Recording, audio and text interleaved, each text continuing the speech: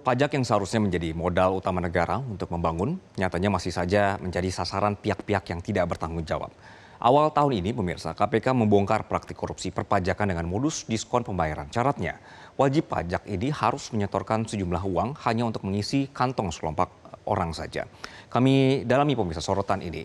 Yang pertama, Komisi Pemberantasan Korupsi mengungkap kronologi operasi tangkap tangan atau juga OTT yang menjerat Kepala Kantor Pelayanan Pajak atau KPP Madya Jakarta Utara bersama 7 orang lain yang terdiri atas pegawai pajak, kemudian ada konsultan dan pihak swasta.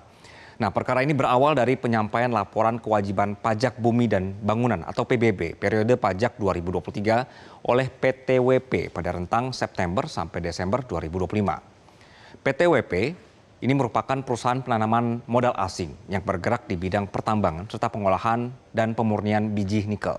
Setelah menerima laporan pajak ini, tim pemeriksa KPK Madya Jakarta Utara kemudian melakukan pemeriksaan untuk menelusuri potensi kekurangan pembayaran pajak. Dari proses pemeriksaannya, tim menemukan potensi kurang bayar pajak sekitar 75 miliar rupiah. Menindaklanjuti hasil pemeriksaan, kemudian PTWP mengajukan sejumlah sanggahan. Dalam proses ini muncul dugaan permintaan pembayaran pajak secara tidak wajar. Nah, AGS selaku Kepala Seksi Pengawasan dan Konsultasi KPP Madya Jakarta Utara diduga ini meminta PTWP melakukan pembayaran pajak dengan skema all-in sebesar 23 miliar rupiah. Skema all-in ini merinci pembayaran 15 miliar untuk kekurangan pajak dan 8 miliar sebagai biaya komitmen. Biaya komitmen ini kemudian yang diduga akan dibagikan kepada sejumlah pihak di lingkungan Direktorat Jenderal Pajak Kementerian Keuangan. Selanjutnya pemirsa, PTWP kemudian menolak permintaan pembayaran ini dan menyatakan hanya mampu membayar biaya komitmen sebesar 4 miliar rupiah saja. Pada Desember 2025, tim memeriksa pajak kemudian menerbitkan surat pemberitahuan hasil pemeriksaan atau SPHP. Dalam dokumen ini, pajak yang harus dibayarkan PTWP ditetapkan sebesar 15,7 miliar. Nah, jumlah ini turun tajam dari atau hampir 60 miliar rupiah atau sekitar 80% dari nilai awal. Akibat penurunan ini, negara mengalami kerugian. Jadi untuk memenuhi permintaan uang dari oknum di KPP Madya Jakarta Utara pada bulan yang sama, PTWP mencairkan dana dengan cara membuat kontrak palsu berupa jasa konsultasi keuangan. Jadi kontrak ini kemudian menggunakan perusahaan PT NBK milik konsultan pajak berinisial ABD. Dari kontrak palsu ini, pemirsa, PT NBK mencairkan dana biaya komitmen 4 miliar rupiah.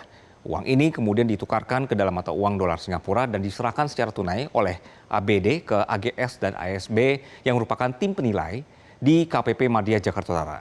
Jadi seluruh uang 4 miliar ini kemudian dibagikan pada sejumlah pegawai di lingkungan Direktorat Jenderal Pajak serta pihak lain yang terkait. Jadi setelah melakukan pemeriksaan secara intensif pada tahap penyelidikan, KPK menemukan adanya dugaan tindak pidana. Atas dasar ini kemudian naik ke tahap penyidikan dan mengantongi cukup alat bukti. KPK menetapkan 5 orang dulu pemirsa ini sebagai tersangka. 5 tersangka adalah DWB selaku Kepala KPP Madya Jakarta Utara, AGS selaku Kepala Seksi Pengawasan dan Konsultasi atau Waskop KPP Madya Jakarta Utara, ada ASB, ini adalah tim penilai di KPP Madya Jakarta Utara, lalu ada ABD selaku konsultan pajak, serta EY selaku staf PTWP. Jadi KPK telah menahan seluruh tersangka untuk 20 hari pertama, terhitung sejak 11 hingga 30 Januari 2026. Para tersangka ini ditahan di Rumah Tahanan Negara Cabang Gedung Merah Putih KPK. Kita lanjutkan pemirsa, dalam operasi tangkap tangan ini, KPK juga mengamankan sejumlah barang bukti. Total nilai barang bukti yang disita mencapai 6,38 miliar. Barang bukti ini meliputi uang tunai 793 juta rupiah, uang tunai sejumlah 165 ribu dolar Singapura atau setara dengan 2,16 miliar rupiah, dan logam mulia seberat 1,3 kilogram yang nilainya mencapai 3,4 miliar rupiah. Menteri Keuangan Purbayudi Sadewa buka suara jadi terkait pejabat pajak yang terjaring operasi tangkap tangan KPK ini pemirsa. Setidaknya ada 2 hal yang disampaikan Purbaya. Pertama, ia menegaskan bahwa Kementerian Keuangan menghormati proses hukum yang sedang berjalan.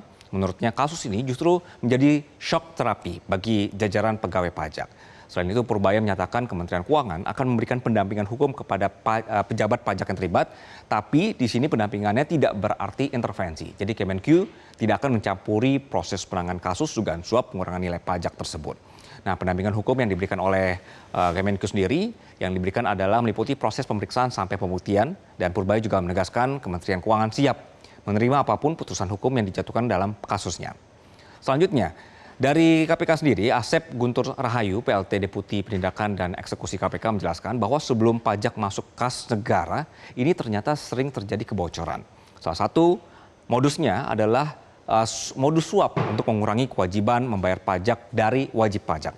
Jadi KPK menegaskan bahwa proses penyidikan kasus suap untuk memangkas pajak ini akan terus berlanjut. Jadi tidak menutup kemungkinan kasusnya juga akan melibatkan pihak lain termasuk jajaran direksi dari PTWP, perusahaan tambang yang berlokasi di Maluku Utara. Nah, pihak Direktorat Jenderal Pajak menyatakan siap berkooperasi untuk menyediakan data dan informasi yang diperlukan. Ini sesuai dengan ketentuan peraturan perundang-undangan. Nah, apabila terbukti terjadi pelanggaran, DJP juga akan menjatuhkan sanksi termasuk pemberhentian. Itu dia pemirsa informasi berkenaan dengan bagaimana pemasukan negara ini dikurangi demi memperkaya diri. Kami akan terus update nanti berkenaan dengan kasusnya.